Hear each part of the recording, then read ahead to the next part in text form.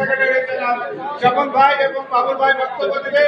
এই কারণে আমি বক্তব্য দেব না, আমি শুধু একটি কথা বলে আমার বক্তব্য শেষ করব।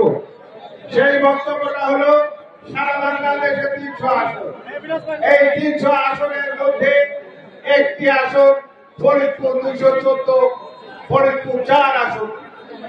এই আসনটি জনাব তারেক রহমান আমাদের অ্যাক্টিভ চেয়ারম্যান সাহেব তিনি মনে করেছেন এই আসনটি সময়ের বিবর্তনে এই শহীদুল ইসলাম বাবুকে দিলে ভালো হয়, সেই কারণে তিনি তাকে এই আসন দেওয়ার জন্য গত 19শে ফেব্রুয়ারি আমাকে তিনি ম্যানেজার অফিসে ডেকে নিয়ে যান এবং ডেকে নিয়ে ওনার সঙ্গে আমার কথা হয় ভিডিও কনফারেন্সের মাধ্যমে যে আপনি 18তে নির্বাচন করেছেন, এইবার আমি শহীদুল ইসলাম বাবুকে ফরিদপুর 4 দিলাম, তার সাথে আপনারা কাজ করে যাবেন এবং এখন থেকে কাজ করবেন।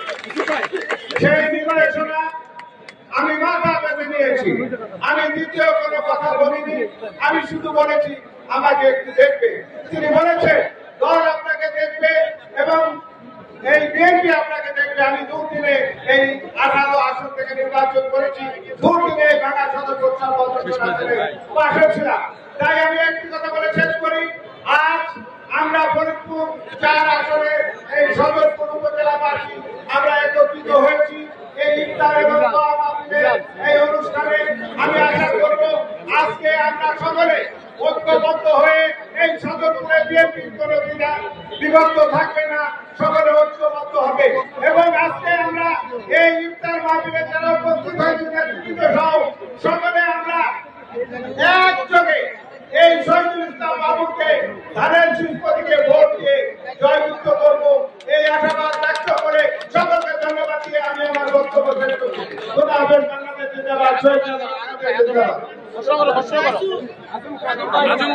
বক্তব্য রাখবেন বাংলাদেশ জাতীয় দল বিএনপি ফরিদপুর জেলা শাখার বিপ্লবী যুগ্ম আহ্বায়ক আজম খানকে তার বক্তব্য